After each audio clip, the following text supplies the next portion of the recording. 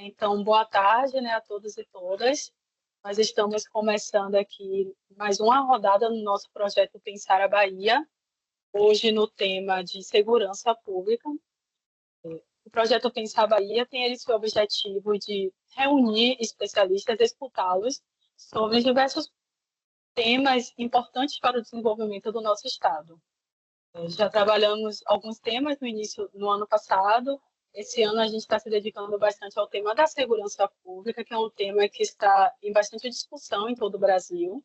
E a Bahia está em uma situação assim alarmante, né, de acordo com os últimos estudos divulgados. Então, hoje nós estamos trazendo a doutora Paula Ballesteros, que aceitou prontamente o nosso convite. Eu quero agradecer mais uma vez, né, agradecer aqui por aceitar nosso convite para falar sobre a gestão de políticas para a segurança pública no Brasil. Deixa eu apresentar a nossa palestrante de hoje. A doutora Paula, ela está atualmente fazendo pós-doutorado no Núcleo de Estudos da Violência na USP. Também é doutora em Direito, Estado e Constituição, com a linha de pesquisa em Criminologia pela UNB. Mestre em Administração Pública e Governo pela Fundação Getúlio Vargas, graduada em Direito pela Universidade Católica de São Paulo e em Ciências Sociais pela USP.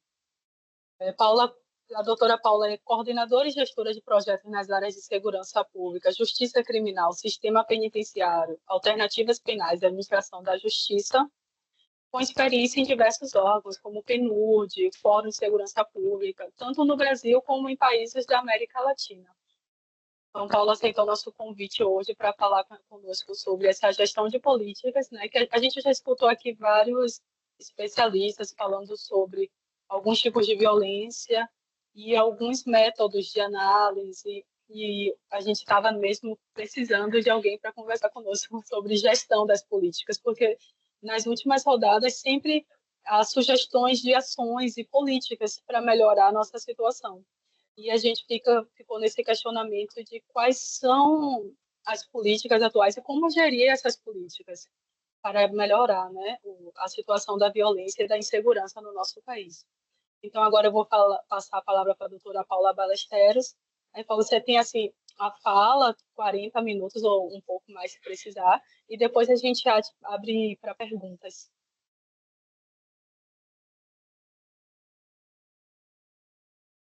Muito obrigada, Aline. Vocês me ouvem bem?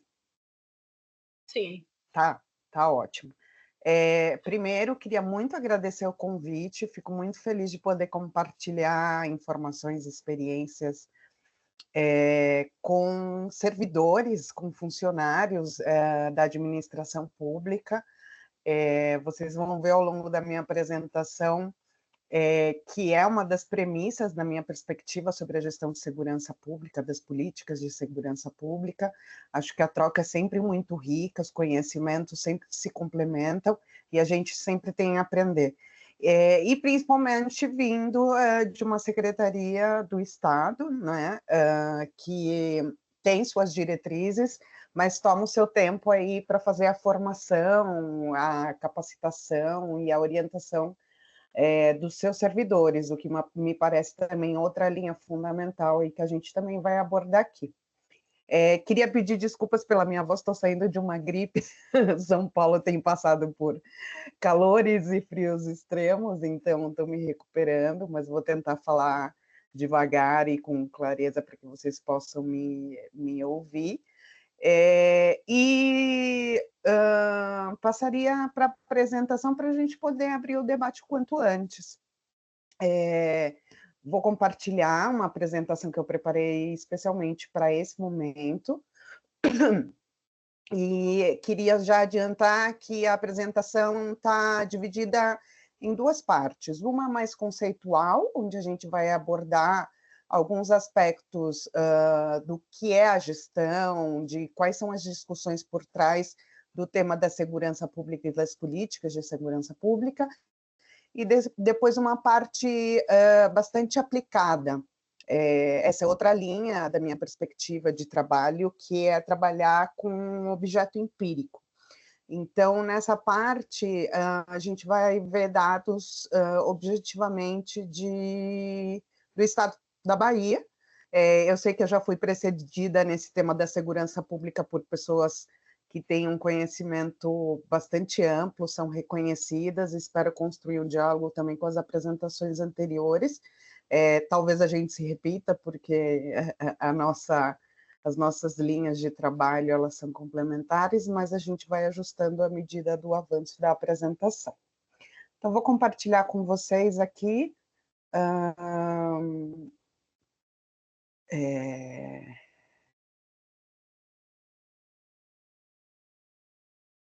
não consigo.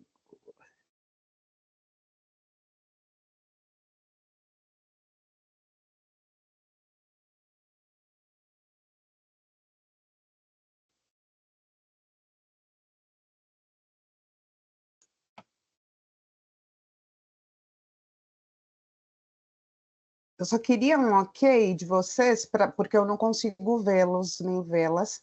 Se vocês puderem me dizer se estão vendo a apresentação, eu vou avançando. E aí também eu vou precisar... Tá certo? Tá certo, tá aparecendo. Tá ótimo. Se vocês precisarem ou quiserem me interromper durante a apresentação, eu também preciso ouvi-los, porque eu não os vejo. Então, bom, pensando também em compartilhar essa apresentação com vocês, eu não só construí a partir de fontes e de informações referentes ao Estado, como também indiquei as fontes de informação para que vocês possam buscá-las à medida que a gente for conversando, ou depois, quando terminarmos e surgir o interesse. Quando a gente fala de segurança pública, diferentemente de outras políticas públicas, pensando no contexto brasileiro, a gente nem sempre tem certeza sobre qual o objeto da política pública. Se eu perguntar para vocês sobre a política de habitação, por exemplo, muito provavelmente as pessoas vão responder que é cumprir com o direito à moradia e as pessoas terem acesso a um lar, a uma residência, né, uma estrutura física. A gente consegue imaginar, saber que direito está relacionado a isso, mas também imaginar fisicamente, concretamente, qual é o objeto da política de habitação. No caso da segurança pública, a gente tem um objeto múltiplo. A gente tem alguns elementos que compõem a política de segurança, que não são excludentes, mas que a sua proeminência, a sua importância no debate, vão variar de acordo com o momento histórico, com a cultura da população, com os diferentes países. Mas, num sentido geral, o primeiro elemento que compõe a discussão sobre segurança pública é o que na ciência política a gente chama de monopólio legítimo da força. Quando a gente pensa um Estado moderno, um Estado contemporâneo, a gente pensa em como se constituíram os Estados, né, os países que hoje em dia existem. Essa Constituição, ela se deu através de um dos elementos essenciais dessa construção do que hoje é o Estado moderno, é o fato do Estado ter tomado para si o monopólio da força, né? E isso quer dizer que só o Estado pode resolver, através da aplicação da força, e essa força ela deve ser entendida como a força de aplicar a lei, mas a força também de usar elementos que produzem força, como são as armas, como é o policiamento, como são, por exemplo, os armamentos e equipamentos e automóveis, tudo que compõe a Força Armada, aviação e tudo mais. Então, nesse caso, a gente está falando de pensar o Estado a partir do uso da sua força legítima que foi entregue ao Estado, pelo cidadão. É o que a gente fala na ciência política do contrato social. O contrato de eu admitir ser administrado pelo Estado tem como contrapartida que o Estado faça uso dessa força legítima para me garantir segurança e garantir todos os outros direitos que eu tenho. E, se a gente for pensar no dia de hoje, eu quero ter os direitos que estão garantidos na Constituição, em tratados internacionais e em outras normas nacionais. Quando a gente fala que o poder do Estado está sendo questionado, por exemplo, quando a gente fala de facções criminosas, a gente está falando de uma ameaça a esse monopólio legítimo, porque a gente sabe que existem vazios onde o Estado não consegue, não quer ou não tem tentado aplicar ou usar esse monopólio. E é por isso que a gente inclui o monopólio legítimo da força dentro do objeto da segurança pública. Depois a gente vai ver, na parte prática, empírica, que ele é, sim, considerado dentro, inclusive, dos planos de segurança. Outro elemento que compõe o objeto das políticas de segurança pública são violências. E aí eu quero deixar uma distinção, vou até avançar aqui nos outros termos, para a gente ter clareza de que nem toda violência ela é tipificada como um crime. Né? Por exemplo, nem todo crime ele é violento, tem crimes sem violências. E, do mesmo jeito, nem todo conflito se usa da violência para ser ou resolvido ou quando ele está acontecendo.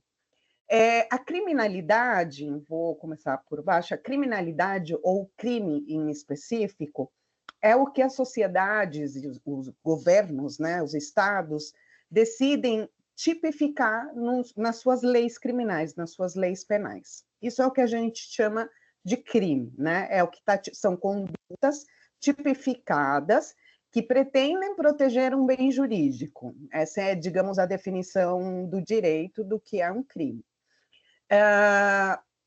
Só no Código Penal, por exemplo, brasileiro, a gente tem mais de 300 crimes tipificados, né? E os crimes que são tipificados hoje não são necessariamente aqueles que eram no século passado. Então, a tipificação criminal, ela também ela não é engessada, ela vai mudando a partir da modificação da sociedade, da sociabilidade, dos interesses sociais a respeito dos bens. Então, por exemplo, antes o adultério, por exemplo, outras condutas que tinham mais a ver com questões de foro íntimo eram criminalizadas. Hoje em dia, a gente tem, por exemplo, a criminalização como crimes hediondos de vários tipos penais. Esse agravamento da criminalidade organizada vai se ver refletida na tipificação de crimes.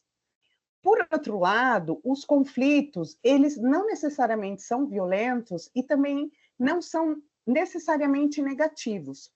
A sociologia entende um conflito como um encontro de duas posições, vontades ou interesses distintos. Então, o primeiro elemento que se identifica num conflito é que você precisa identificar que a outra pessoa existe, você está em contraposição a uma outra pessoa ou a um outro grupo, dependendo do grupo ao qual você faz parte. Mas isso não necessariamente tem que ser negativo. Você pode ter conflitos de interesses, por exemplo, na dinâmica política, na dimensão política, que podem resultar em avanços da própria legislação penal, por exemplo, ou de outros tipos de legislações. Então, por isso que a gente diz que um conflito não é necessariamente nem negativo, nem violento. O conflito ele faz parte da história da humanidade, e talvez um tipo de conflito possa ser tipificado de acordo com a história, com o momento histórico que a gente está vivendo. Por fim, as violências podem ser entendidas, se o conflito a gente olha mais para a dimensão coletiva, social, as violências a gente pode olhar para elas do ponto de vista coletivo, porque um grupo específico pode sofrer um tipo de violência, e essa violência pode ser psicológica, física, financeira.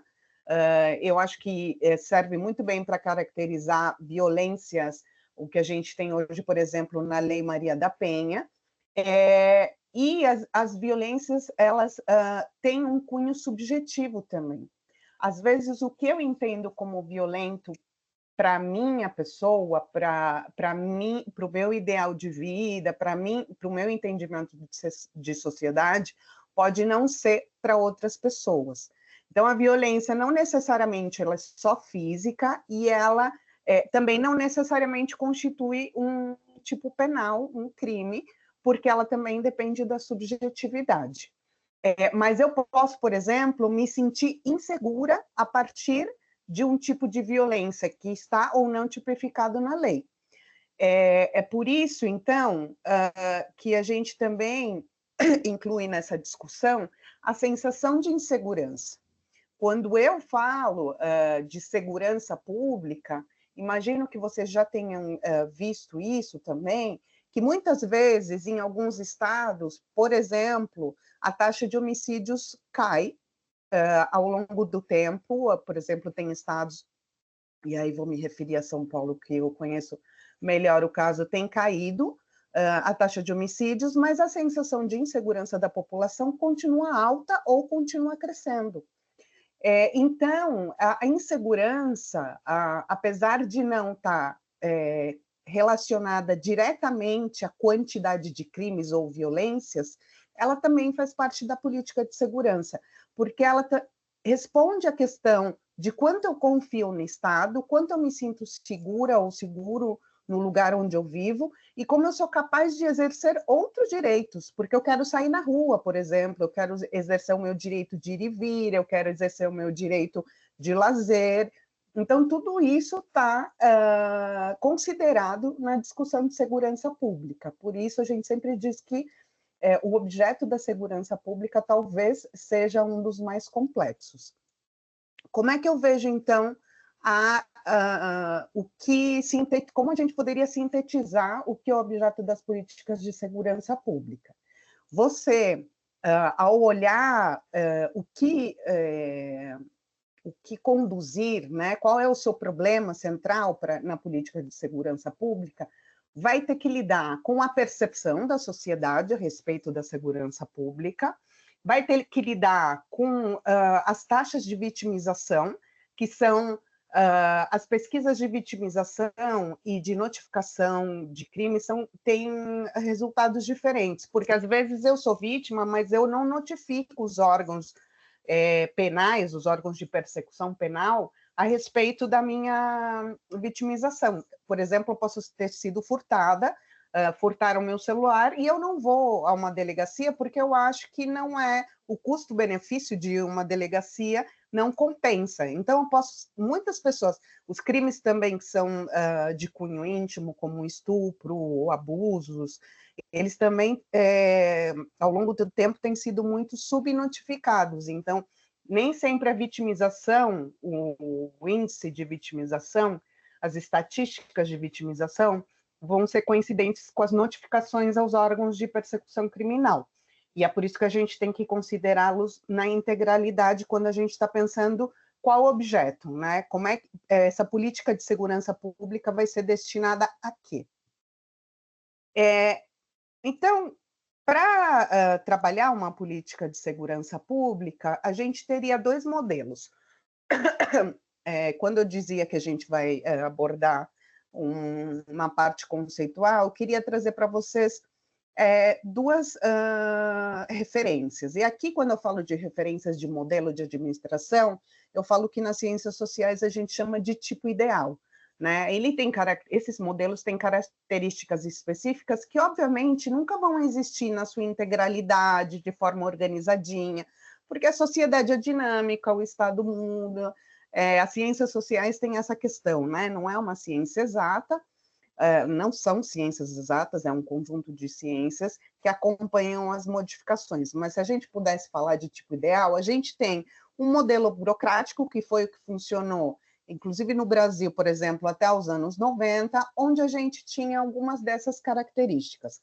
A gente tinha mais ou menos o desenho de uma pirâmide, porque a burocracia está caracterizada pela hierarquia. Então, a gente tem níveis decisórios, desde o chefe, né? E há uma hierarquia com subordinação, não é um colegiado horizontalizado de decisões. A gente tem, então, hierarquia, a gente tem divisão de trabalho, cada um na sua caixinha, fazendo a sua função. Isso requer também especialização, cada um faz o que sabe fazer. Além disso, a gente tem normas muito específicas que definem o que a gente faz como administração pública. Isso tudo, se num determinado momento serviu para a gente organizar a administração pública, nessa passagem que eu comentei, né, de quando o Estado se formou, porque antes era o rei que decidia tudo, ou os monarcas, se por um lado ela serviu para trazer para a administração pública, para o Estado, o poder de gerir políticas públicas, por outro, acabou engessando o sistema dificultando acompanhar a dinâmica social, que, como eu comentei, ela é muito fluida. Então, depois dos anos 90, inclusive aqui no Brasil, num processo de reforma do Estado, a gente acabou chegando no modelo, que também não é puro, que não é um modelo que é completamente aplicado. Eu diria que hoje a gente tem uma parte ainda da burocracia, da cartorarização no Estado e tudo mais, mas tem lógicas mais gerencialistas, mais em busca de resultados, mais com uma perspectiva de foco nas pessoas, e que a gente vai ver aqui ao longo da apresentação. A gestão por resultados, para vocês deve estar aparecendo pequenininho aí também, mas assim, ela basicamente tem focalização em um público-alvo, se orienta na busca de resultados, e aí a gente pode dividir os resultados em médio, curto, médio e longo prazo, precisa de flexibilidade, então eu preciso de um sistema que não seja tão engessado, que ainda que seja normatizado, que tenha normas, leis, decretos, isso tem que ser muito ágil, porque a gestão, o gerencialismo ou a nova gestão pública, ela confia na competência das pessoas. Mas as pessoas, para terem competências, têm que estar muito capacitadas e saberem qual é o seu papel e serem valorizados. Então, aí tem várias trocas nesse processo de gestão da política pública. Você tem que ter uma participação social, não só das organizações da sociedade civil, mas de outros grupos de interesse. E aí a gente tem que considerar que existem interesses privados, que existem interesses internacionais, não dá para fingir que nada está acontecendo, a gente precisa identificar quais são os atores que participam daquela determinada política pública para saber que impacto, que resistências a gente vai ter daqueles atores, que colaborações a gente vai ter daqueles atores. A gente tem que ter um gasto eficiente do recurso público, e a gente tem que ter uma governança, que é a palavra, digamos, que eu trago aqui para a nossa discussão, uma governança que seja dinâmica, que seja integrada e que seja democrática, em última instância. A governança democrática, ela considera não só os recursos públicos, o bom uso do recurso público, mas uma participação mais integral, intersetorial, dos grupos de interesse na sociedade. Então, como é que a gente pensa nesse arranjo político-administrativo se a gente tem, né, toda essa mistura de situações que vão desembocar no que a gente precisa entregar como segurança pública? Quando a gente fala de governabilidade, então, a gente está na dimensão da política, né? Para você ter um ambiente governável que permita você implementar uma política pública, você precisa de atores que tenham um propósito comum. Né? A gente ouve muito falar de governabilidade para o governo federal, mas isso também se aplica para os estados e para os municípios. Né? Você precisa de um ambiente, e aí eu acho que na parte de governabilidade a gente está falando de incentivos, primeiro de transparência, que a gente precisa saber o que está acontecendo, mas a gente também precisa pensar em incentivos e constrangimentos. como é que eu faço um ator ou um grupo participar daquela política, se integrar, apoiar, seja financeiramente ou seja politicamente. E, ao mesmo tempo, os constrangimentos. Como é que eu impeço que determinados grupos boicotem ou obstacularizem um processo de mudanças? Tudo isso tem que estar pensado no contexto da implementação da política pública. A governança, por sua vez, é uma dimensão intermediária. Ela é uma dimensão que liga a parte política, as dimensões dos partidos, dos interesses dos estados, do internacional, das organizações internacionais, com a prática da gestão. É a linha da governança que vai tentar, né, ou que deveria fazer o trabalho de juntar a dimensão política com a dimensão da gestão. A gestão, aí, inclusive, nos manuais do próprio Estado brasileiro, considera os aspectos práticos da implementação da política pública. Trouxe um modelo para vocês do TCU, e tem a fonte depois, se vocês quiserem consultar, e a gente pensa mais ou menos, então, que a governabilidade ela tem que abraçar tanto a governança, no aspecto de avaliar, de dar direção para a política pública e fazer essa interface com a gestão, como tem que abraçar a gestão no sentido de orientar e permitir, possibilitar o planejamento, a execução e o controle. Aí, dentro desses campos, a gente vai pensar, então, na governança, a gente está pensando na efetividade, a gente quer chegar ao resultado proposto. Economicidade, a gente quer usar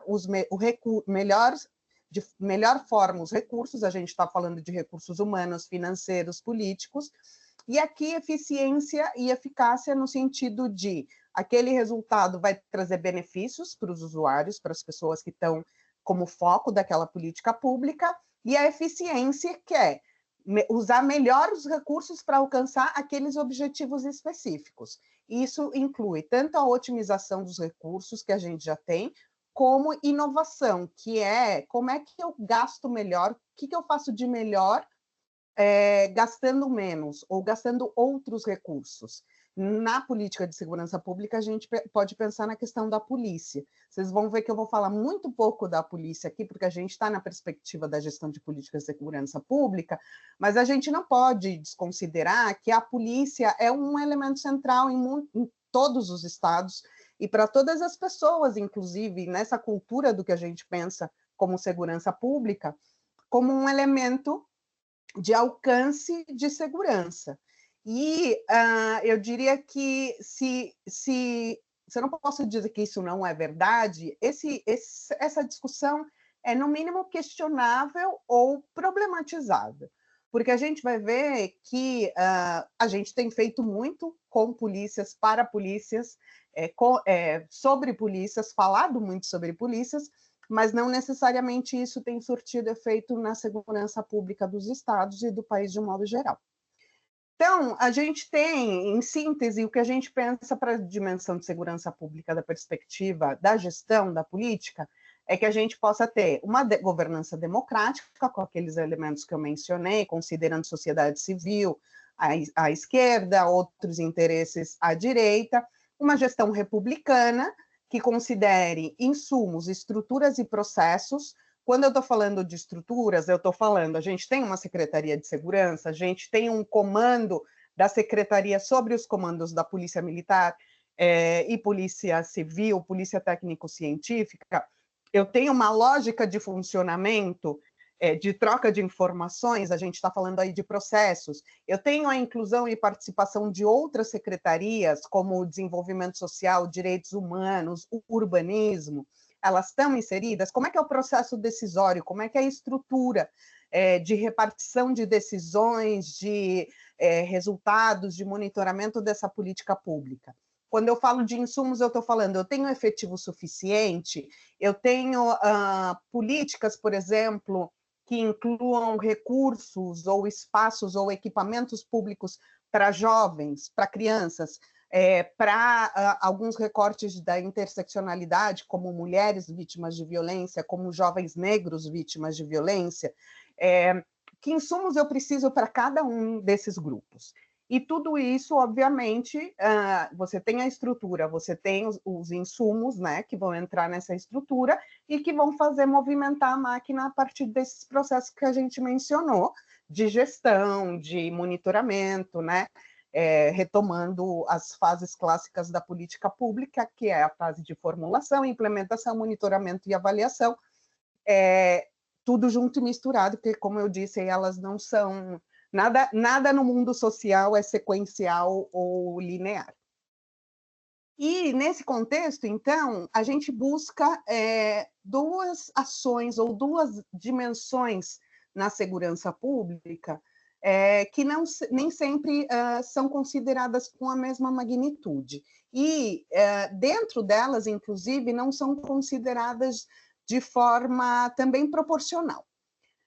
Primeiro, entre prevenção e repressão, a gente tem uma maior atenção dada pelos governos à repressão, nem sempre qualificada, né? A gente está falando de repressão, de persecução ao crime, a gente está falando de uma polícia ostensiva, a gente está falando de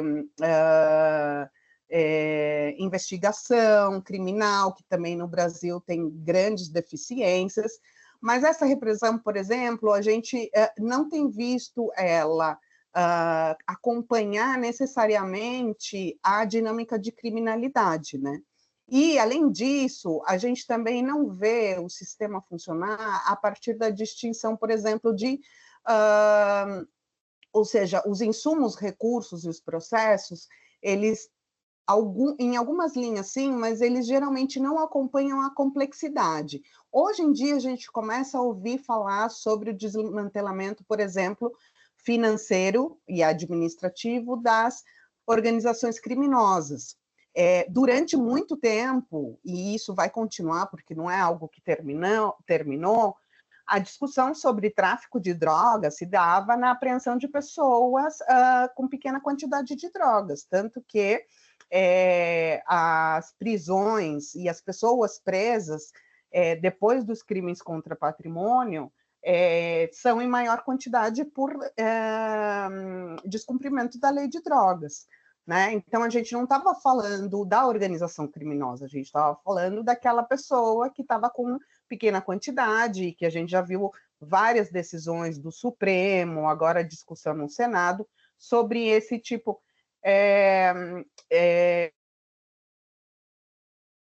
crime, né? E sobre o trabalho das organizações da segurança pública no enfrentamento dessas circunstâncias. Então, para a gente ter uma repressão qualificada, a gente tem que ter ao menos essa distinção do que é alta complexidade, média complexidade e baixa. E como é que a gente vai distinguir isso? A gente vai distinguir não só pelo bem jurídico afetado, né? A gente está falando de patrimônio, a gente está falando de vida, a gente está falando, no caso de drogas, de saúde pública, é o objeto do crime. Mas também das condições que a autoria e a preparação do crime demandam, né? Quanto mais complexo for um crime organizado, por exemplo, crime de colarinho branco, os crimes financeiros, são crimes de alta complexidade, não porque eles usam alta violência, mas porque demandam uma inteligência investigativa muito sofisticada para poder serem identificados. Então, quando a gente fala de repressão qualificada, a gente não está falando só de força para enfrentar o crime, a gente está falando também de inteligência. No caso da prevenção, que é o patinho feio das políticas de segurança, porque a gente sempre fala de prevenção, mas a gente tem apesar de ter algumas iniciativas, elas não são majoritárias, e é por isso que eu digo que a gente não pode dizer que o crime não se combate com prevenção, porque a gente não conseguiu ainda uma experiência concreta que pudesse dizer a prevenção deu ou não deu certo, vamos recorrer só à repressão.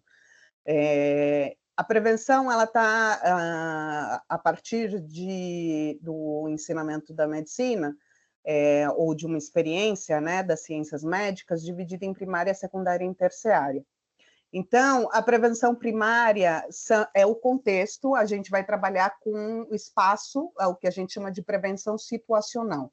diminuir as circunstâncias que permitam, possibilitem, incentivem ou levem as pessoas ou as comunidades a se envolver em eventos criminosos, violentos ou de insegurança. A prevenção secundária diz respeito às pessoas que já cometeram crimes e que precisam ser investigadas, ou pessoas que estão em situação de risco e vulnerabilidade e precisam de apoio. E aqui eu quero deixar algo bem marcado, que é romper com essa ligação entre pobreza e criminalidade, né?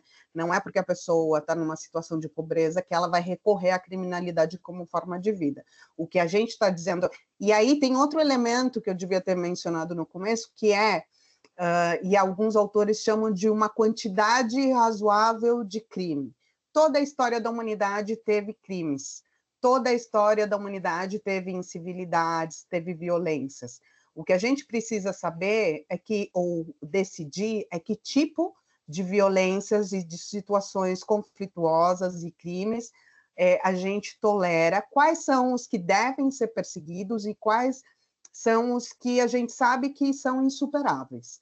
A gente também precisa trabalhar com essa questão da realidade, no sentido de, a gente pode ver, por exemplo, nos índices de criminalidade. Eu falei, tem mais de 300 tipos penais no Código Penal brasileiro, mas a gente tem 4 situações que levam as pessoas à cadeia, basicamente as prisões, que são crime contra patrimônio, drogas, homicídio em bem menor escala, armas e outros que são coisas muito pequenas. Então, a gente também não adianta a gente pensar em tipificar todas as condutas, porque não só o sistema não dá conta de investigar todas as condutas, como, na verdade, a gente está tirando essa questão ou relativizando o foco, a priorização. E, por último, na dimensão terciária, a gente tem trabalhar com as pessoas, e aí é uma política específica para pessoas egressas ou para pessoas que saíram de situações em conflito com a lei, para que elas possam se reintegrar ao seu ambiente social, a outros ambientes que sejam convenientes para que ela possa refazer vínculos, conseguir um trabalho, ter uma formação, educação e tudo mais, certo? Eu vou passar rápido por esses marcos, porque eu quero entrar na discussão sobre a Bahia, e eu já vi aqui que eu tenho alguns poucos minutos. Bom, em termos gerais, então, o que hoje está vigente no nosso ordenamento, seja em termos legais, seja em termos de políticas públicas a respeito da segurança pública em âmbito nacional? A gente tem a Constituição Federal, o artigo 144, e um capítulo muito exíguo da Constituição fala sobre Constituição Federal, e, novamente, ela dá ênfase às forças policiais, às forças de segurança.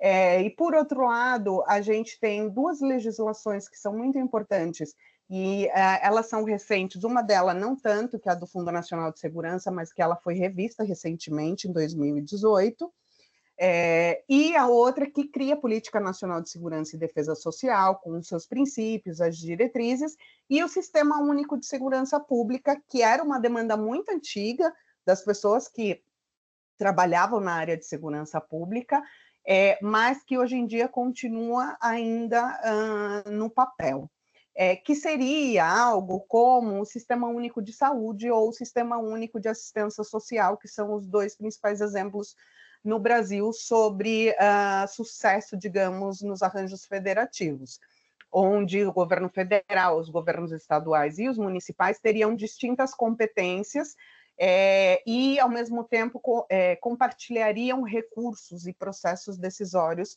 sobre a matéria da segurança pública. A gente tem, hoje em dia, também o Plano Nacional de Segurança Pública e Defesa Social, que está em questionamento.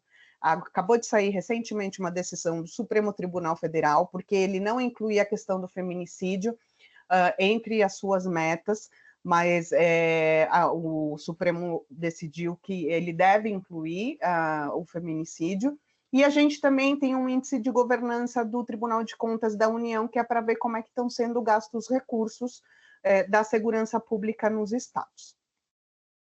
Como é que tudo isso se concretiza na segurança pública da Bahia? Obviamente, vocês devem ter conhecimento muito mais aprofundado sobre esses aspectos do que eu, então vocês me desculpem se eu não entrar em detalhes, mas eu quero aqui abordar esses aspectos que a gente ilustrou no início dessa fala. Nesse organograma da Secretaria de Segurança Pública, vocês podem ver que a gente tem um órgão colegiado, que é o Conselho Estadual de Segurança, e depois eu vou entrar num detalhe muito importante. Na coluna do meio, digamos, aqui a legenda indica que são órgãos de subordinação direta do secretário de Segurança, e aí você tem planejamento, gestão, controle interno, na coluna da direita acima, vocês têm órgãos da administração direta, que são subordinados diretamente ao secretário, que são superintendências de comunicação, inteligência, gestão. E aqui uma linha, uma superintendência de prevenção da violência. Mas, e aí era o que eu queria comentar, de que além de um conselho, que é esse órgão colegiado, você tem o que não acontece só na Bahia, isso é algo que acontece na maioria dos estados, inclusive alguns estados nem têm secretaria, ou não tinham secretaria de segurança, e tinham só os comandos das polícias como órgãos gestores da segurança pública. Você tem aqui Corpo de Bombeiros, Polícia Civil e Polícia Militar como órgãos em regime de especial administração. Veja, por exemplo, que o Departamento de Polícia Técnica não faz parte desse grupo de polícias, sendo que a Polícia Técnica é a que faz investigação, a que vai te dar elementos científicos probatórios em relação à investigação criminal, mas ela não está. Isso é uma decisão política, né? A gente sabe que aqui a governabilidade, essa governança, está muito bem ilustrada nesse organograma. E aí, se a gente entrar no detalhe do Conselho Estadual de Segurança Pública, a gente tem a proposta do Conselho, que, em geral, Conselho Estadual e Conselhos comunitários de segurança pública têm essa finalidade de propor diretrizes para as políticas de segurança. De forma geral, eles não são, em sua maioria, não são deliberativos, eles são consultivos. Então, as pessoas e representantes que fazem parte desses conselhos, eles não decidem o que se faz na segurança pública, eles vão dizer quais são as suas principais preocupações, levar elementos, evidências, fundamentos, para que isso possa ser construído. E nessa composição do Conselho de Segurança, das 24 representações que a gente tem 2 da sociedade civil. Os outros todos são representantes e uma secretaria que não é a Secretaria de Segurança Pública, que é a Secretaria de Justiça, Direitos Humanos e Desenvolvimento. As outras são todas polícia, Secretaria Nacional de Segurança, Política de Drogas, Trânsito, Guarda Portuária, Ministério Público, Tribunal de Justiça, todos na seara criminal. Certo? Também na Bahia, a gente tem o Comitê Interinstitucional de Segurança Pública do Ministério Público, que está alojado e é uma política da Procuradoria-Geral de Justiça. A minha primeira pergunta é competência do Ministério Público fazer política de segurança pública? A segunda pergunta por que dentro também da composição do comitê, a gente tem 2 universidades e, no mais, representantes não só dos órgãos do sistema de justiça criminal, Ministério Público, Poder Judiciário, mas todas as polícias e a Prefeitura e Municipal de Salvador, quer dizer, essa é do Comitê de Salvador, porque depois houve um processo de regionalização, e a gente vai ter, em cada promotoria, um comitê institucional de segurança, que se sobrepõe, ou, pelo menos do que eu busquei, digamos, não tem essa relação orgânica, sistêmica, com outros comitês, que era o que a gente estava falando da governança democrática e, logo, os impactos que isso tem na gestão. Como vocês podem ver aí no mapa, todas as promotorias, com exceção de Eunópolis, têm esse comitê, que também são regiões que têm os conselhos comunitários de segurança pública, certo? Então, o que a gente vai vendo é uma multiplicação de atores que não necessariamente conversam entre si. Eu não sei se eu consigo aumentar para vocês, enquanto eu aumento aqui, vocês veem aumentado o plano estratégico da política de segurança? Aline, você poderia me dizer se... Agora aumentou. Dá para ler. Ótimo. Tá, porque a letrinha é bem pequena. O plano de segurança do estado da Bahia, ele faz um recorte de 2016 a 2025. E ele usa um modelo que é um fetiche, que eu digo, da administração pública, que é um modelo de Balance Scorecard, e o planejamento por resultados. Então, quando eu falei dos modelos tipos da burocracia, e falei da nova gestão pública, do gerencialismo, esse aqui digamos, a caracterização do que a gente veria no papel fazendo esse tipo de gestão. O que eu quero dizer com ser um fetiche é que ele organiza muito bem as ideias, mas ele não necessariamente vai ter resultados concretos, né? A gente tem muito essa questão de organizar, de colocar no papel, que é um avanço, mas eu acho que a gente está precisando, na segurança pública, de um passo seguinte, que é pensar o conteúdo da política e não só como apresentamos a política, né? Então, eu começando aqui de baixo, para a gente pensar e ver como é que a gente estava falando lá, né, no modelo do que é a gestão dentro da governança democrática, aqui a gente está falando de capacitadores estratégicos, e o governo da Bahia decidiu pela modernização institucional e pela gestão de pessoas. A modernização pressupõe gestão organizacional, tecnologia da informação, logística e infraestrutura, gestão de pessoas, capacitar os profissionais, valorizar os profissionais e imprimir e instalar um sistema de controle e prevenção de desvios de conduta, junto com uma gestão de investimentos, né? A gente precisa ter recursos para poder fazer a máquina funcionar. Na parte de processos internos, aqui na política de segurança da Bahia, a gente está falando de eficiência operacional e inovação. Na inovação, a política propõe uma qualidade de atendimento aos cidadãos, e na eficiência operacional, melhor produção de prova material. Então, a gente volta, por exemplo, àquilo que eu mencionei sobre a polícia científica, e de como ela se relaciona com as outras polícias. Potencializar políticas preventivas e polícia comunitária, o que me parece está super adequado às propostas, mas depois a gente vai ver quais são os resultados.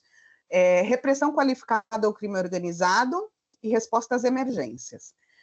E no âmbito dos usuários e beneficiários, a linha estratégica é a defesa da ordem pública, então a proteção da vida, do patrimônio, do meio ambiente, desestimular práticas delitivas, que também estaria no conceito de prevenção, e contribuir para a aplicação da lei penal.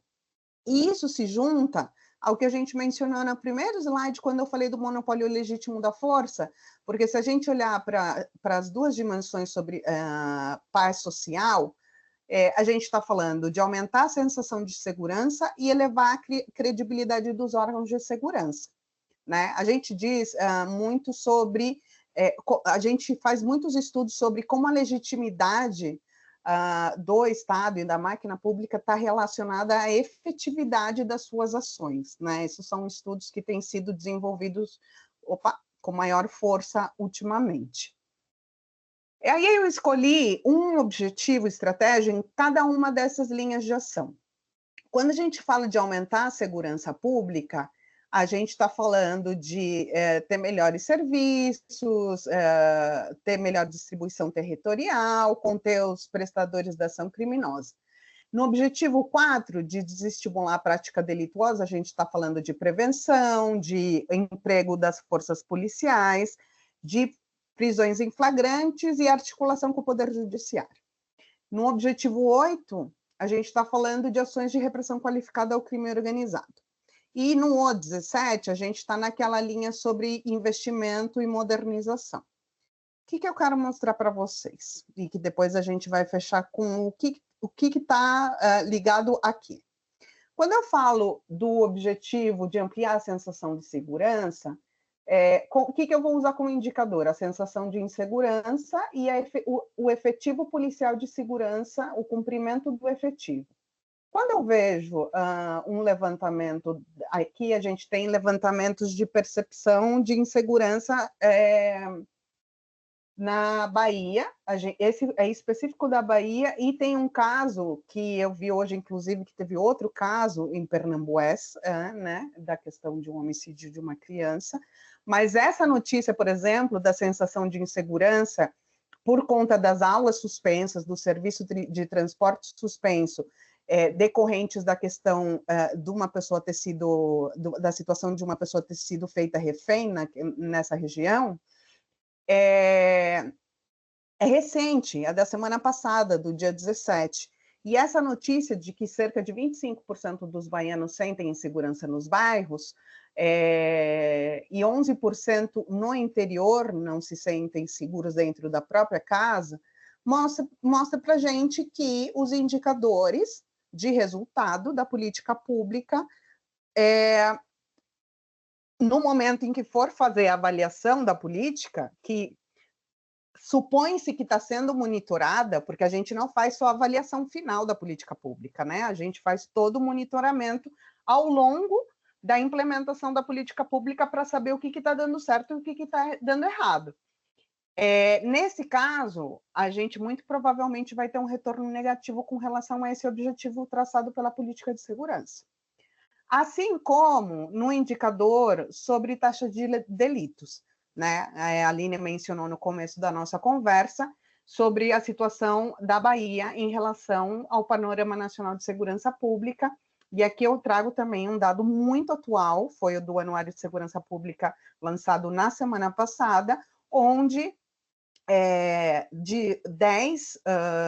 dos 10 municípios com maior violência, taxas de morte violenta intencionais no país, 1, 2, 3, 4, 5, 6 estão na Bahia, né? Com maiores e menores taxas, alguns com queda, mas o fato de você ter queda não quer dizer que você não tenha taxa de morte violenta, e também não quer dizer que a taxa de violenta, mesmo com queda, não seja muito alta, né? A gente tem taxas aqui, por exemplo, de 90 mortes por 100 mil habitantes, que é uma taxa altíssima, né? As organizações internacionais colocam um limite de 10 mortes por 100 mil habitantes, então a gente está num cenário bastante preocupante.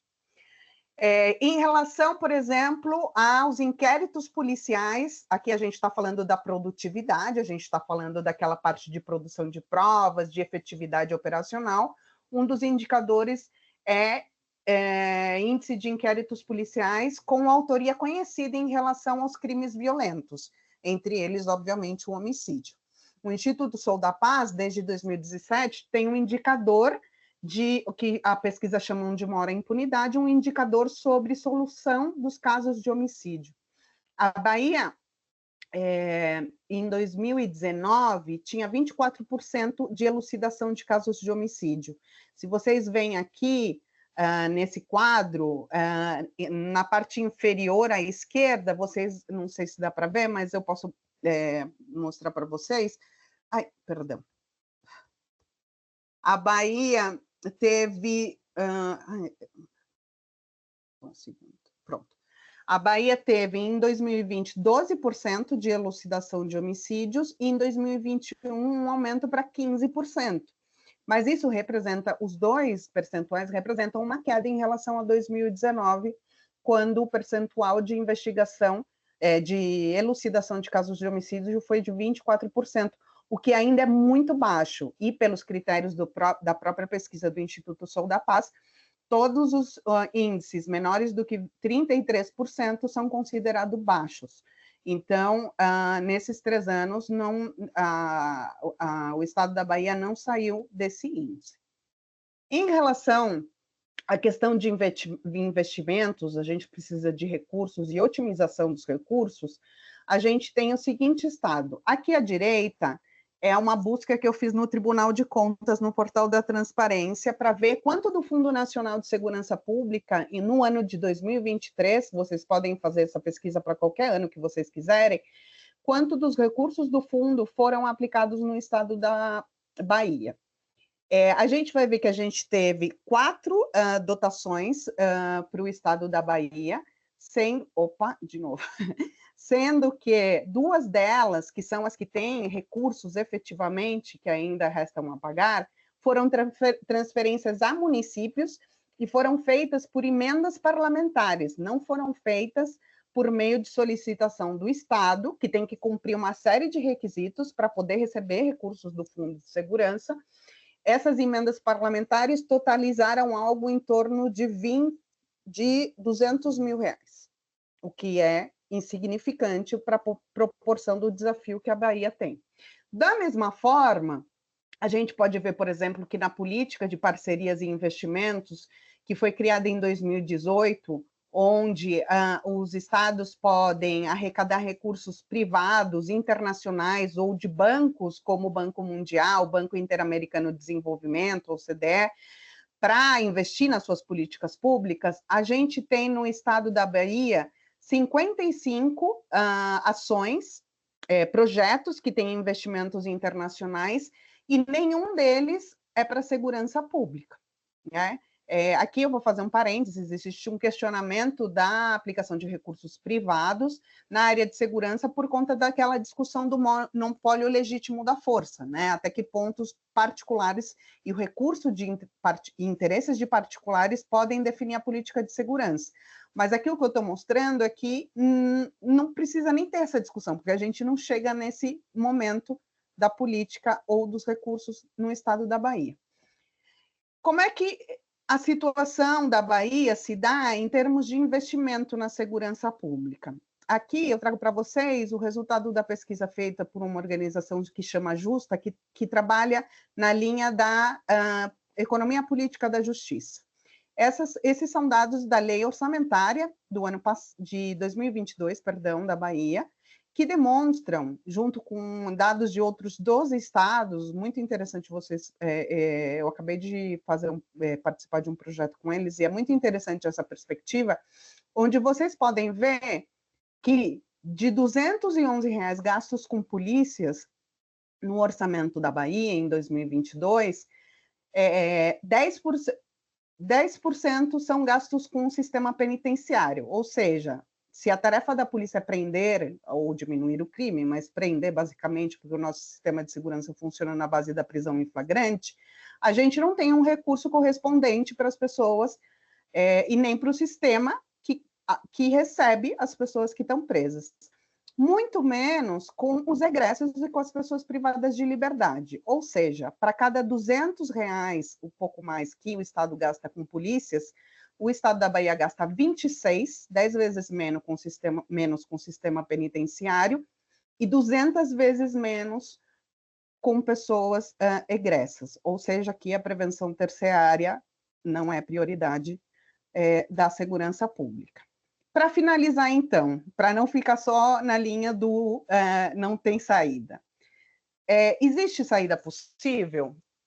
Sim, porque nem tudo que a gente conhece em termos de efetividade de políticas de segurança pública foi aplicado ou foi trabalhado de forma sistêmica, de forma aprofundada. Para sair do discurso, para sair da lei, para sair do plano estratégico, a gente ainda tem um longo caminho. Quais são os principais elementos que eu destacaria, por exemplo, em relação às estruturas da política de segurança pública? Articulação federativa, ou seja, integração entre governo federal, estadual e municípios. Integração intersetorial, precisamos trazer para o debate da segurança pública outras áreas, outros conhecimentos, outras secretarias que não sejam só a Secretaria de Segurança Pública, e mais, dentro da Secretaria de Segurança Pública, não podemos considerar só a lógica policial.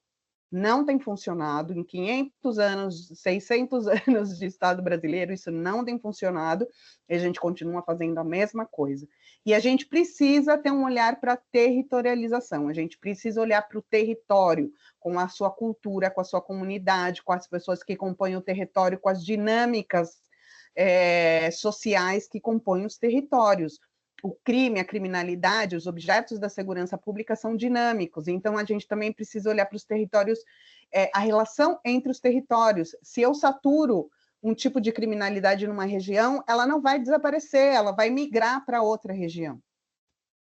Processos, política pública baseada em evidências, era o que eu estava falando do monitoramento e da avaliação. Se eu estou vendo que aquela política não está trazendo os resultados que eu me propus a alcançar, é preciso rever, é preciso entender por que aquelas políticas não funcionam, é preciso saber se aquele índice, se aquele indicador é realmente aquele que está me trazendo resposta para aquela realidade, ou que retrata aquela realidade.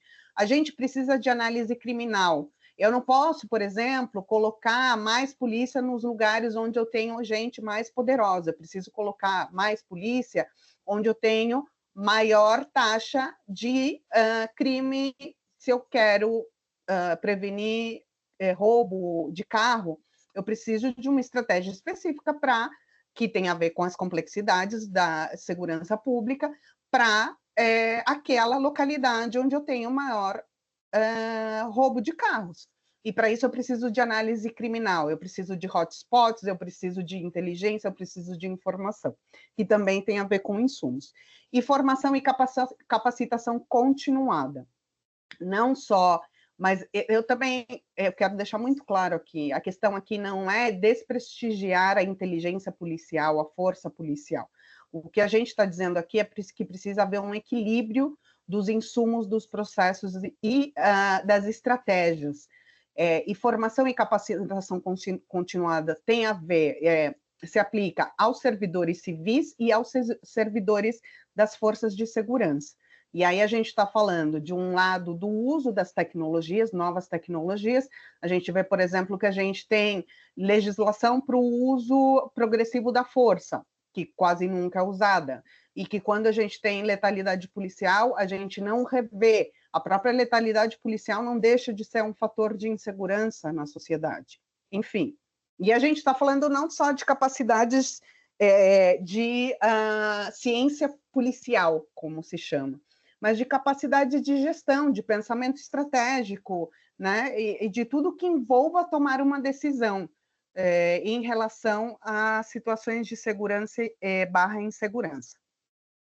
Em relação aos insumos, informação, tecnologia, gasto público inteligente, a gente está vendo, então a gente está gastando o pouco dinheiro que a gente tem em coisas que não têm dado resultado e a gente continua fazendo isso ao longo de décadas e décadas.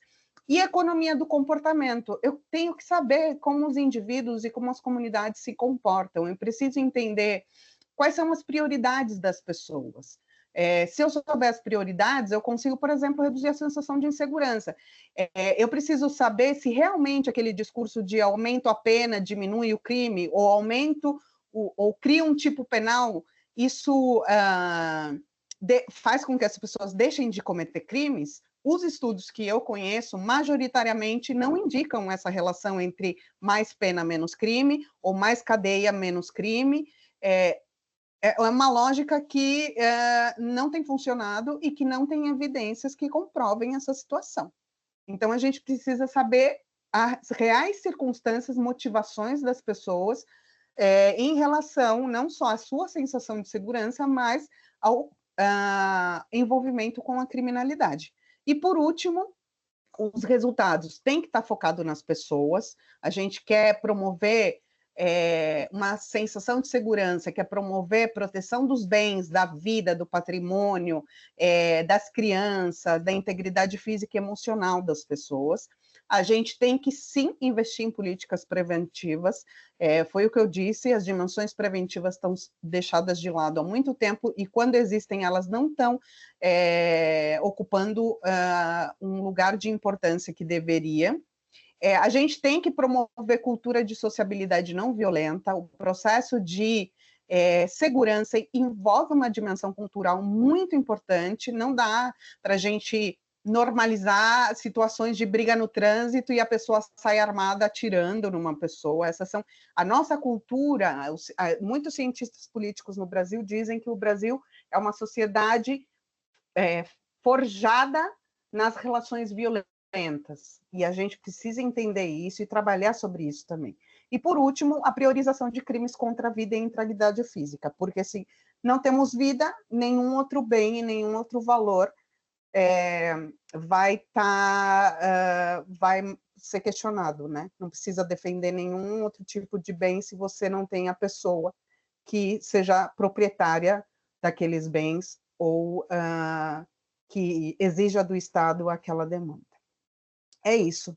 Queria pedir desculpas por ter me alongado, e agora fico completamente à disposição para poder ouvir vocês.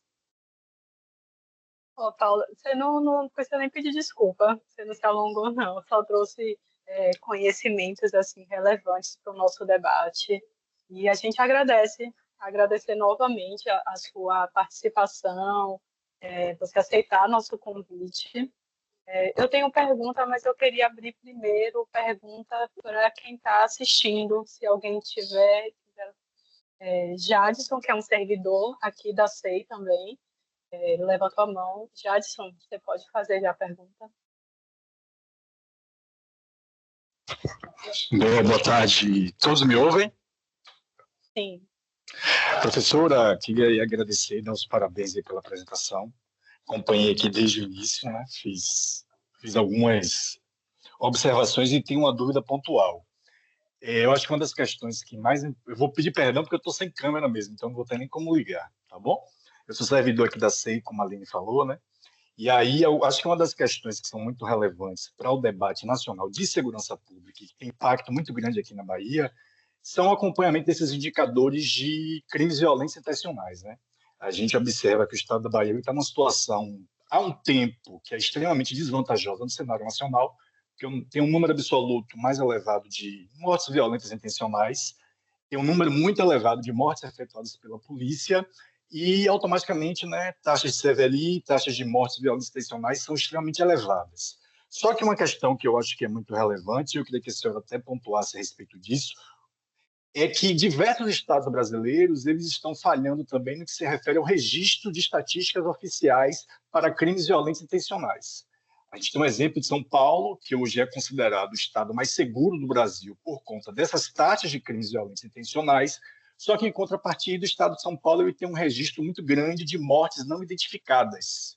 Existem, na verdade, alguns trabalhos, tanto de IPEA quanto outros artigos de natureza científica, que grande parte dessas mortes não identificadas, elas acabam, por conta da caracterização de como ocorreu a morte, de todo o cenário relacionado a essa morte, elas, na verdade, se configuram como homicídios. E aí, esses dados não registrados por estados como São Paulo, Rio de Janeiro, que no cenário nacional acabam tendo uma visibilidade muito grande e acabam levantando a bandeira de que são estados seguros, isso acaba enfraquecendo um pouco o debate e acaba penalizando estados que muitas vezes acabam fazendo um registro mais fidedigno dessas estatísticas. Aí a minha pergunta é, do ponto de vista da gestão de políticas de segurança pública, como é que o Estado brasileiro ele pode, né, cobrar de alguma forma com que esses registros eles sejam feitos de forma correta para que, né, essa a discussão em torno da gestão de dados de segurança pública ela seja feita de maneira mais pontual. Eu sei que o Senasp tem feito um trabalho muito pontual no que se refere ao controle desses registros, tanto aqui da Secretaria de Segurança Pública do Estado da Bahia, o Anuário Brasileiro de Segurança Pública tem feito um trabalho há muitos anos de forma pontual a respeito disso, só que eu queria saber da senhora qual que seria, se existe algum tipo de estratégia, o governo pode cobrar, a Secretaria Nacional de Segurança Pública pode cobrar, o Estado aqui, né, ele faça uma averiguação mais pontual dessas mortes, por que elas não estão registradas, onde é que isso está falha, se é na Secretaria de Saúde, se é na Secretaria de Segurança Pública, se é sistema de verificação de óbito. Então, o que é que o Estado pode fazer para que isso seja cobrado de maneira mais correta? Aí eu tenho algumas pontuações. Eu vi a apresentação da senhora, né, todos os detalhes, e na parte aplicada, que se refere especificamente ao Estado da Bahia, O governo do Estado da Bahia está passando por diversas dificuldades no que refere-se à questão criminal no Estado, né? Como eu costumo dizer às vezes, que é o calcanhar de Aquiles do governo do Estado da Bahia, essa gestão no que se refere à segurança pública. Só que a partir de uns anos para cá, a gente observa que o Estado tem feito diversas iniciativas que elas são relevantes no enfrentamento da violência e criminalidade do Estado. Eu acho que uma das observações principais é que, embora a gente esteja com o maior número de mortes violentas intencionais pelo 4º ano seguido, a Bahia, desde 2022, 2022, 2023 e provavelmente 2024, ela tem apresentado queda no número de homicídios, né? Queda no número de mortes violentas intencionais. Então, mesmo a gente está sinalizando que alguma coisa precisa ser feita, alguma coisa ela está sendo feita, mesmo que ainda de maneira incipiente. Aí, o que foi que o governo fez de maneira pontual em 2023? Acho que uma das questões mais relevantes da iniciativa do governo foi a reestruturação da Polícia Civil. A Polícia Civil, como a gente sabe, em todos os estados brasileiros, até por uma questão de constituição, uma questão de numerário de pessoal, ela acaba tendo um papel menos destacado no que se refere ao enfrentamento da violência e criminalidade, né? A Polícia Militar tem um contingente maior de pessoas, tem uma força maior. E aí o governo fez uma reestruturação da Polícia Civil, o que incluiu que a Polícia Civil da Bahia ela passa a ter capacidade de conseguir captação de recursos em instituições internacionais, e isso faz com que haja uma maior disponibilidade de recursos para ações da Polícia Civil. Como resultado disso, a gente tem duas questões pontuais. Primeiro, que a Polícia Civil ela constitui um órgão que é um Instituto de Segurança Pública, próximo do que tem no Rio de Janeiro, e próximo do que tem outros estados que trabalham de maneira indireta, mas justamente qual é a finalidade desse instituto? Sistematizar todos esses dados de segurança pública do estado da Bahia de uma maneira que os dados sejam, né, fidedignos, tenham um registro qualificado. Então, esse é um ponto inicial. Segundo ponto é a questão da qualificação do corpo técnico da Polícia Civil. Recentemente, agora, por exemplo, a Polícia Civil abriu uma chamada para a contratação de arquitetos, urbanistas, sociólogos, economistas, estatísticos, para fazer um trabalho administrativo da Polícia Civil. Porque eles subentendem que grande parte dos técnicos da Secretaria, né, da Secretaria de Segurança Pública, da Polícia Civil, estão alocados nessas atividades que, em tese, muitas vezes não têm formação, porque às vezes é só formado em Direito, não tem uma formação em Ciências Sociais, não tem uma formação em Arquitetura, Urbanismo, enfim. Então, algumas iniciativas, elas estão sendo feitas dentro do governo. Qual é a expectativa que a gente tem? A expectativa que a gente já consegue ver agora. No balanço, por exemplo, do primeiro trimestre de 2024, tanto a delegada-geral, quanto o comandante-geral da Polícia Militar, quanto o secretário de Segurança Pública fizeram uma reunião para apresentar o primeiro balanço de 2024. Foi que até aqui a Segurança Pública da Bahia fez. Aí a gente observa que metade dos casos, houve redução de aproximadamente metade dos casos de crimes de violência intencionais no Estado. Então, alguma coisa está sendo feita, né? Alguns trabalhos, a polícia está correndo atrás de diversas iniciativas para que esse quadro da Bahia ele seja extremamente, para que seja diferente, né? Para que haja algum impacto positivo. E aí eu faço um paralelo com a primeira pergunta, porque a Bahia você tem esses registros de dados muito fidedignos, né? Você tem uma taxa de mortes não identificadas reduzida comparada a outros estados. Isso, por um lado, é negativo porque expõe essa fragilidade do Estado, mas, em contrapartida, é positivo porque a gente consegue ver se é, de fato, uma redução da violência e criminalidade a partir desses índices gerais, é um resultado do trabalho que a polícia está realizando, né? Também é um resultado de que, de fato, o trabalho, tanto da Polícia Militar, a Polícia Civil, a Secretaria de Segurança Pública e outros órgãos adjacentes, eles estão, de fato, trazendo algum tipo de melhoria para a segurança pública do Estado. Me alonguei muito na pergunta, mas são duas colocações. Primeiro, a pergunta pontual sobre esses registros de dados, depois essa atualização do atual cenário da Bahia. Obrigado, professora.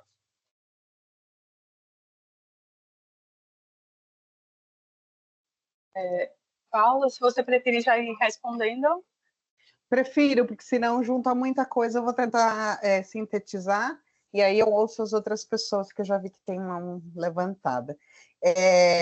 Jadson, sua pergunta é muito interessante, porque ela traz vários dilemas da segurança pública. Eu acho que o primeiro deles é esse de da liderança política em assumir o problema da segurança, né? Tem muitos estados que fazem vista grossa, porque a política de segurança pública não é necessariamente uma política que traz dividendos eleitorais, ela é uma política que vai trazer resultados principalmente a médio e longo prazo, né? A gente não vê esse reflexo do trabalho nas estatísticas e na sensação de segurança de forma imediata. Como eu dizia, vamos construir tantas casas no início.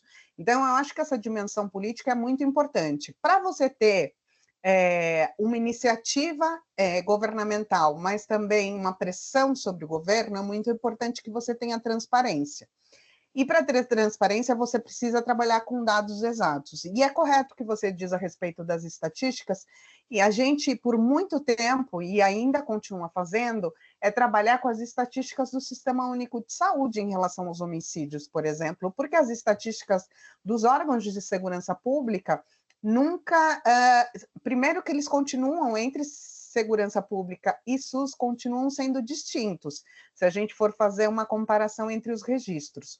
Isso se deve a todas essas situações que você mencionou. Não só porque muitas mortes são registradas como causa não identificada, né?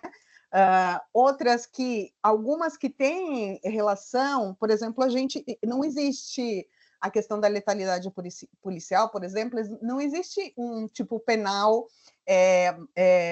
resistência seguida de morte, e a gente faz o registro como resistência seguida de morte. No caso das estatísticas criminais, saindo um pouco, então, por exemplo, a gente trabalha com um indicador ou com uma estatística que é mais fidedigna, que é a do SUS em relação a mortes violentas. Os indicadores da criminalidade, primeiro que a gente tem que se perguntar, porque até hoje o Atlas, o Anuário da Segurança Pública do Fórum é o documento que traz essas informações, sendo que seria uma informação relevante para o Estado brasileiro, digo de forma geral, abordar, e a gente tem que considerar que é uma organização da sociedade civil que faz um trabalho que deveria ser pontual, essencial dentro de toda a organização do Estado brasileiro. E a gente trabalha com as estatísticas do anuário, que tem agora também incluído a qualidade da informação, né? Se o Estado é capaz de prestar aquela informação, o próprio anuário traz essa questão das mortes que não são identificadas e que aumentou, o último anuário também trazia esse destaque, né, para a quantidade de mortes que não se sabia ou que se registrava como não sabendo sua causa. Por isso que a gente precisa de uma padronização. A gente teve uma lei que criou o que se chamava Ciniesp, que era o Sistema Nacional de Registros de Estatísticas Penais e Penitenciárias, e essa lei, a parte dessa lei foi revogada. Mas ainda assim como a gente tem, por exemplo, o SISDEPEN, que é o Sistema Nacional, que fica dentro do Departamento Penitenciário, que hoje não chama mais Departamento da Secretaria, registrando, consolidando dados nacionais a partir de um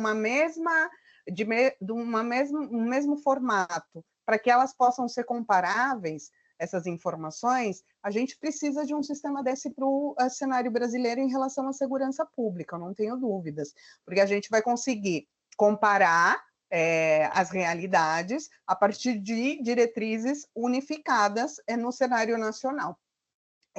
E faz sentido o que você diz, de que o fato de ter mais mortes com identificação leva as taxas de homicídios ou de crimes violentos intencionais a aumentar no estado da Bahia, mas isso também leva a você ter, apesar de que pode ser primeiro um cartão de visita negativo, também leva a você ter uma melhor política de segurança, porque você sabe especificamente com que tipo de letalidade você está lidando. E aí tem um outro elemento que eu acho super importante que a gente acompanhar, não só a questão da identificação, né, de que tipo de morte a gente teve, mas também da evolução. É um elemento também difícil da gente acompanhar, por exemplo, casos de lesões corporais, principalmente as lesões graves, que geram, que depois tem resultado morte. E, em geral, elas são registradas como lesão. Isso acontece muito. E, além disso, a questão da própria letalidade policial, como eu tinha indicado.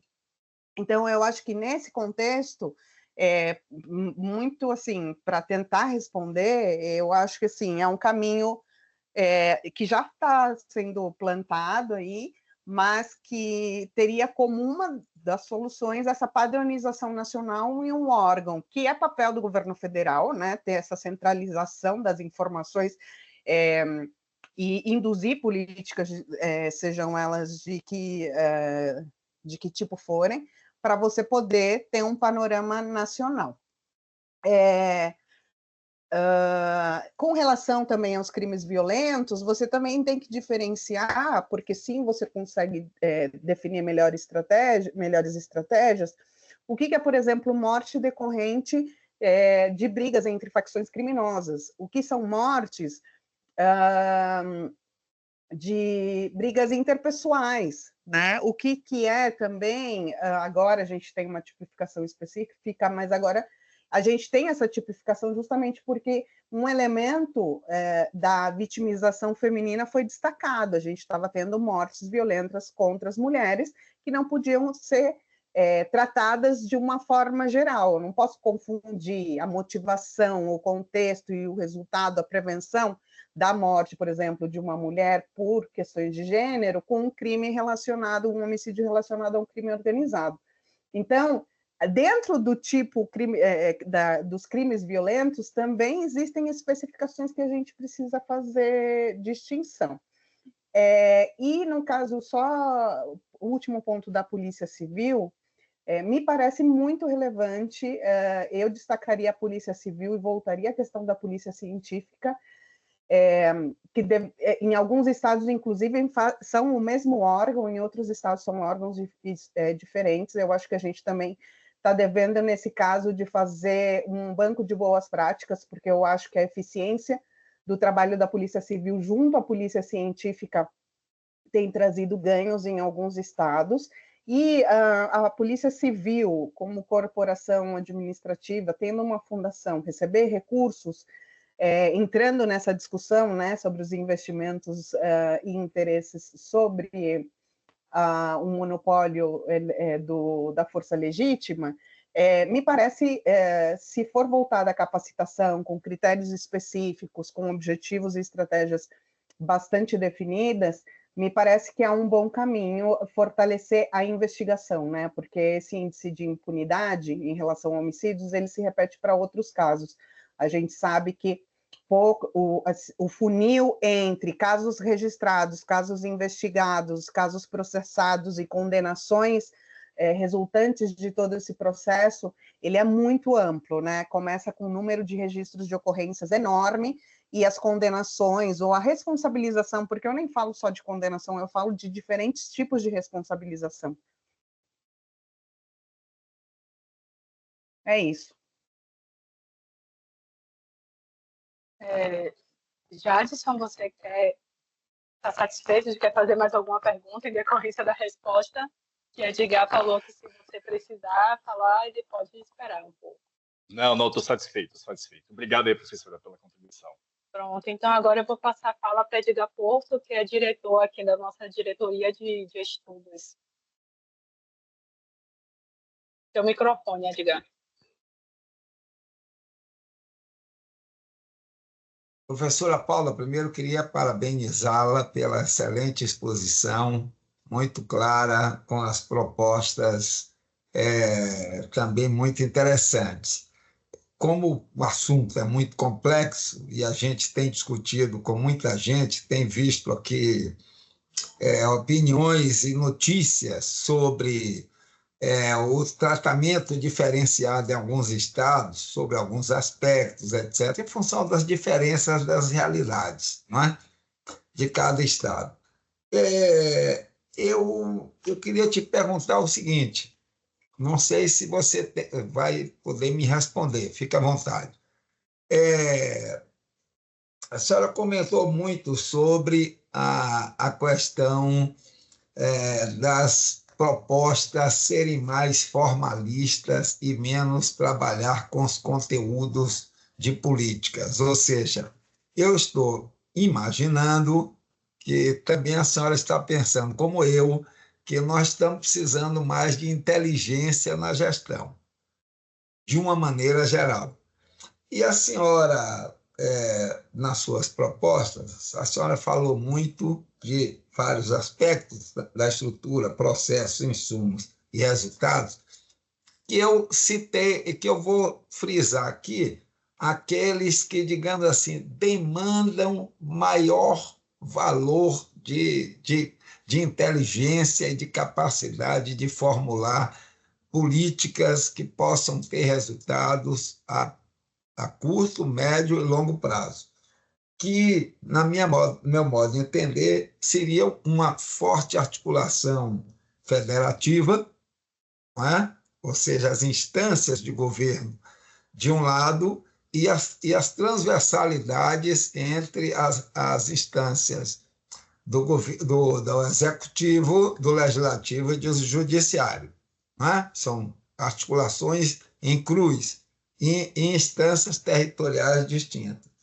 Outro aspecto que eu também identifiquei é essa questão de você se basear em evidências, nas evidências, com as informações que Jadson comentou.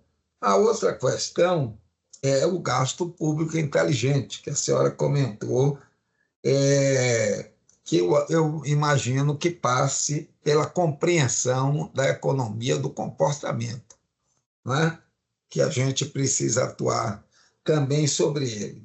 E no caso dos resultados, uma questão que eu também faço uma vinculação muito grande com a questão da inteligência é a cultura da sociabilidade. A gente interferir nesses processos, porque nós, aqui na Bahia, fizemos alguns trabalhos de pesquisa e mostramos o seguinte: algumas regiões, em função do seu processo histórico, mostram que as pessoas têm maior capacidade de cuidar da família, da saúde da família, da educação, etc. Portanto, existem comportamentos também regionalizados, um traço geral brasileiro, mas nas regiões, inclusive regiões da Bahia. Então, eu perguntaria à senhora o seguinte: a senhora poderia comentar um pouco, se tiver acesso a essas informações, quais as experiências no Brasil que atacaram melhor esses aspectos que são relacionados com uma gestão inteligente? Obrigado.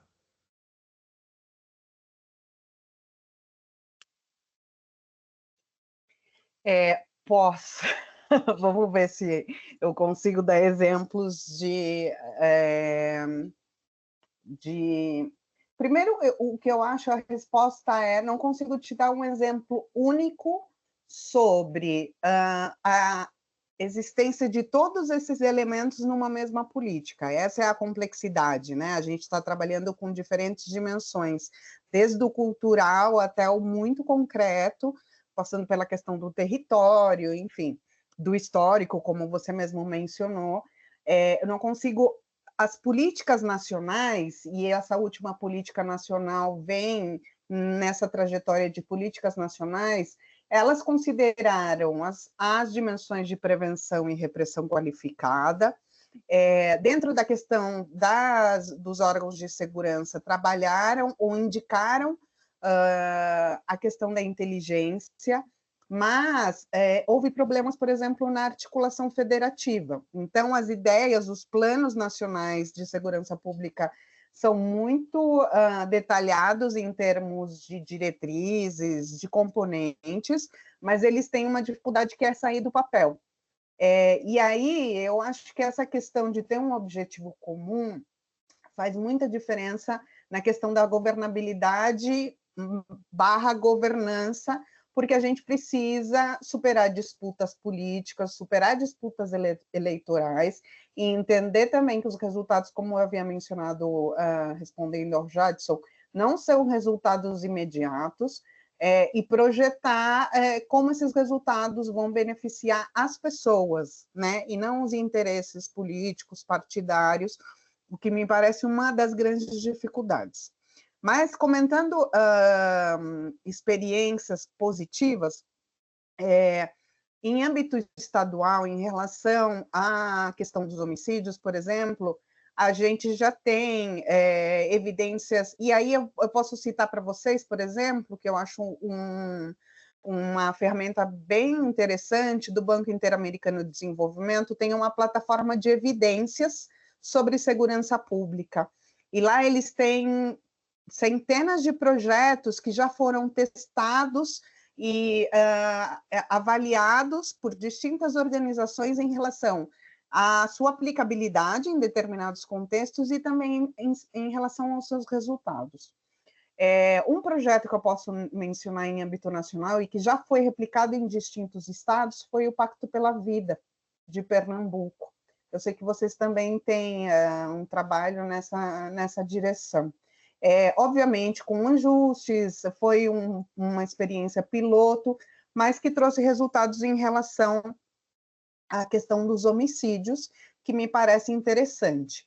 Mas ele envolveu o âmbito estadual, necessariamente, e tinha também o que a gente falava de evidências, porque os homicídios aconteciam, né, a gente sabe que os crimes são sazonais, então os homicídios acontecem em determinadas épocas, em determinadas circunstâncias, com determinados elementos, né, arma de fogo. Então, por exemplo, a questão do desarmamento está muito ligada à questão dos homicídios, né? Infelizmente, a nossa cultura não está disseminada nesse sentido, mas mais armas não é menos crimes, né, na nossa sociedade. Mais armas é mais crimes e mais crimes violentos, né? A arma não tem, senão o uso de, ao menos, ferir.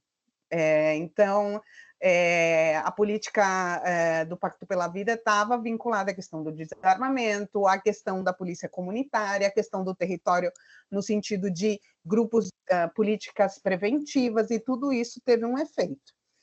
Hoje em dia, a gente tem políticas municipais que são bem-sucedidas.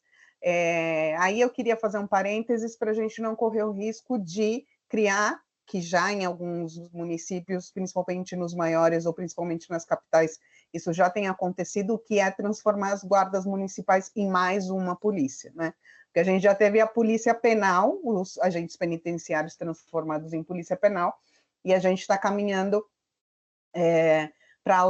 para essa formalização das guardas municipais, que praticamente, eu diria que majoritariamente,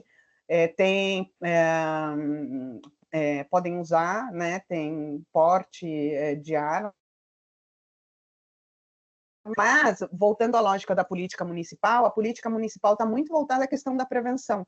E as dimensões culturais, a dimensão da sociabilidade, a dimensão das políticas, da integração intersetorial, né, que era o que eu mencionava nessa questão dos processos. Então, tem Canoas, que é um município que atualmente está com uma política de prevenção que tem dado resultados. Tem o Territórios pela Paz, do Maranhão, que tem Territórios pela Paz, né? São lugares onde a taxa de criminalidade violenta ou alguns outros tipos de crime, por exemplo, crimes, feminicídio, violência doméstica, em cada um desses lugares, dependendo da caracterização das violências e criminalidades, tem uma estratégia específica e também tem estratégias transversais. Então, hoje em dia, eu poderia citar de Canoas, a política de Canoas está muito vinculada a essa plataforma de evidências que eu mencionei, porque é a mesma pessoa, inclusive, Alberto Copetica, que fez a plataforma de evidências e que está trabalhando em Canoas, nessa política de segurança, Por outro lado, tem um projeto, por exemplo, para não dizer que não falei das flores, de polícia em análises criminal no Paraná, com a Polícia Militar do Paraná, que está dando resultados justamente na investigação e na prevenção e repressão qualificada. Eles estão trabalhando com hotspots, com distribuição do efetivo policial com base em evidências, no Paraná, que tem trazido alguns resultados. E no Espírito Santo, eu posso te dar um exemplo da política do escritório social, que é uma política que junta poder judiciário, em específico o Conselho Nacional de Justiça, mais governo estadual e governos municipais, para atenção às pessoas egressas do sistema penitenciário, com recursos de todas essas organizações e investimentos internacionais.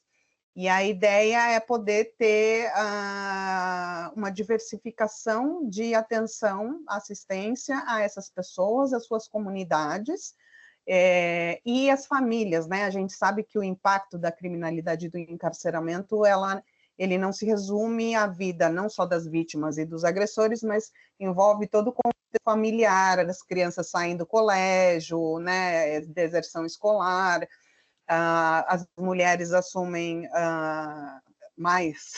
ainda mais a economia doméstica. Então, é uma bola de neve, no final das contas, e esse projeto do escritório social tem esse objetivo de poder fazer essa reintegração à sociedade de uma forma integral.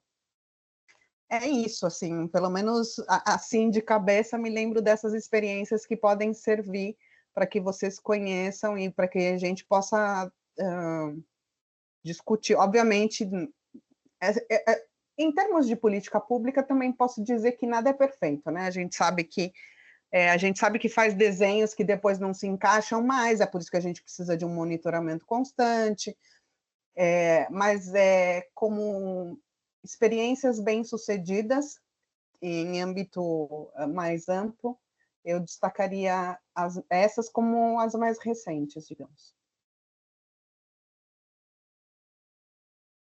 Eu não sei se alguém tem mais perguntas, a gente já está se encaminhando para o final da nossa roda de discussão, mas eu queria só fazer aqui uma pequena pergunta, Paula. Acho que, como a Edgar até falou, não sei nem se tem uma resposta assim fácil para essa pergunta, mas a gente vê aqui no governo da Bahia, né, como você mostrou na sua apresentação, assim, um baixo investimento nas políticas, em políticas principalmente de prevenção, um foco também na repressão policial, né, que só vem aumentando a população penitenciária e fazendo com que aumente também a violência, porque a gente sabe que nas penitenciárias que nascem as grandes facções e que crescem também, né, elas se espalham pelas penitenciárias. Então, a gente vê também esse distanciamento daquela estrutura que você mostrou, de como pensar a política, da forma também como eles criam a política, né? Depois colocam em prática essas políticas. E agora nós temos um novo programa anunciado pelo governo, que é o Bahia pela Paz, que tem uma parte de prevenção também, e também tem a parte de repressão policial. E a gente já percebeu, através de programas anteriores, que a descontinuidade dessas políticas voltadas assim, para a área mais social é um grande problema, porque assim, começa e depois o outro governo não continua, ou enfraquece, ou não há repasse de verbas para manutenção desses programas. E você vê aí só os índices de violência aumentando e a insegurança da população, que é uma parte muito importante, porque a população está se sentindo insegura, de verdade. Então, Paulo, eu perguntaria assim, o que você acha que falta para a gestão do governo do Estado da Bahia nessas políticas públicas? O que é que você, como estudiosa, especialista no tema, vê que falta ao governo da Bahia?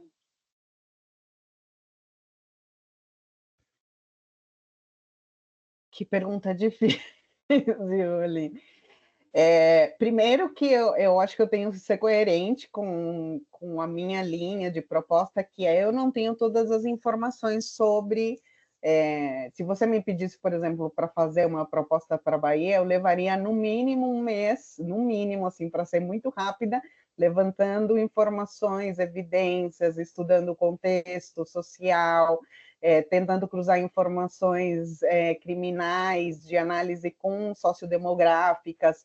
Então, eu seria muito... Estou correndo risco aqui de descumprir minhas próprias diretrizes, mas vamos lá. Eu acho que... bom, eu acho que primeiro a gente pode observar como ponto positivo essa incipiente articulação federativa, né? O governo federal está estendendo aí o braço. Isso também não está alheio às posições políticas, né? Tanto do governo federal como do estadual, mas eu acho que é importante, são oportunidades que devem ser aproveitadas. E aí eu acho que a gente precisa criar mecanismos de continuidade, Aline, talvez seja isso, né? Fazer com que os investimentos, talvez um plano plurianual que preveja investimentos de, no mínimo, 4 anos para a área de segurança, que não sejam necessariamente em policiamento ou em instrumentos policiais, possa ser uma primeira amarração em relação às prioridades do governo, né? Porque eu preciso ter dinheiro para colocar em prática o que eu vou propor como política nacional. Segundo, vendo minimamente as informações que eu coletei para poder conversar com vocês hoje, eu acho que a gente precisa de se não uma centralização, porque também não sou a favor da concentração de poder, uma articulação muito bem costurada entre conselho estadual, conselhos comunitários, conselho interinstitucional, tudo que a gente tem. Eu acho que eu faria um mapeamento de atores e políticas ou ações relacionadas à segurança pública, seja no âmbito estadual, seja nos municipais, para a gente conseguir ter um panorama do que existe, do que está sendo feito, do que já não deu certo e do que ainda precisa ser feito. Né? Porque a gente tem essa multiplicidade de ações, de atores, e eu gosto de um provérbio que diz: cachorro com muito dono morre de fome, porque todo mundo esquece de botar comida ali, né? Todo mundo acha que o outro vai resolver o problema. Precisa também de um protagonismo político, que eu acho que no caso da Bahia, ele tem se dado de alguma forma.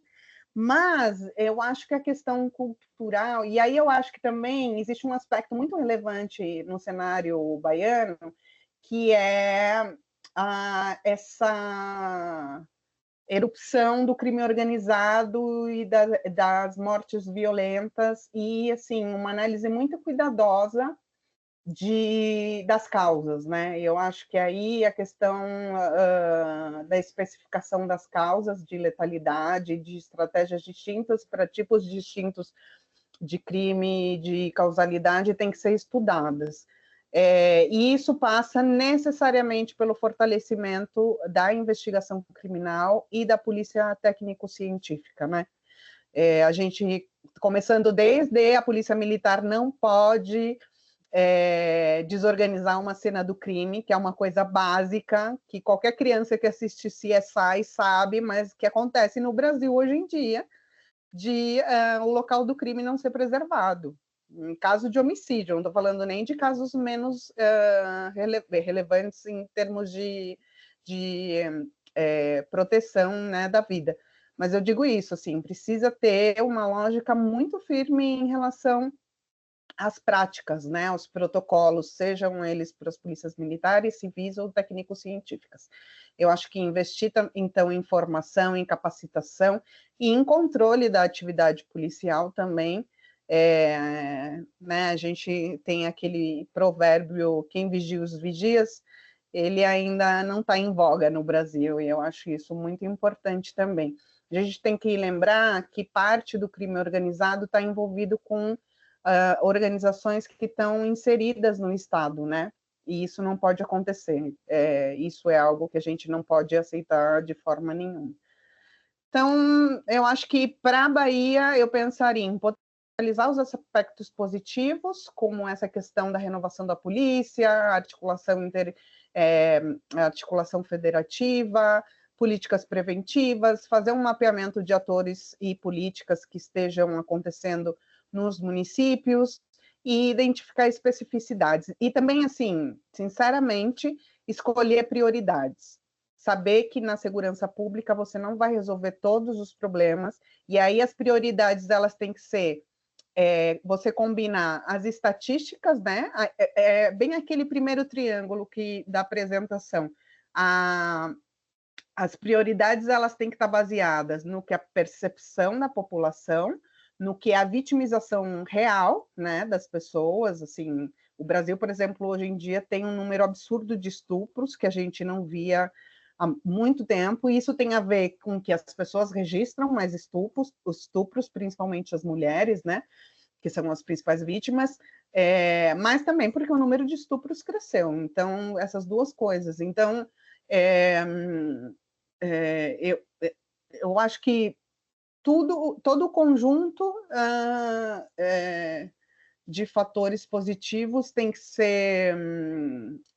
ser potencializado e os negativos erradicados através de investimento no lugar certo, através de constrangimentos, de incentivos e de envolvimento social e político, em termos gerais, né, para dar uma resposta sem necessariamente ser uma fórmula mágica. Quem dera tivesse uma fórmula mágica, ia ser perfeito.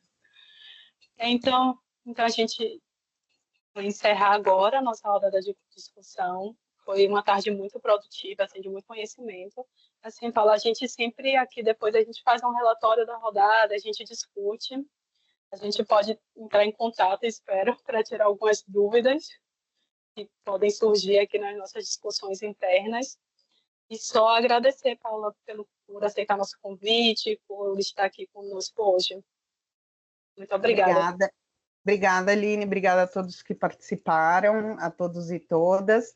Foi um prazer. Eu fico à disposição. Fico muito feliz, como eu disse, de poder fazer essa troca com pessoas que realmente estão buscando esse aprimoramento e contem comigo para isso, para o que for necessário, e também com o Núcleo de Estudos da Violência, que é um centro que já tem uma trajetória muito longa de discussões desde o final da época da ditadura e que tem se envolvido cada vez mais com questões concretas que possam contribuir com a mudança de cenário, nem que seja de grão em grão.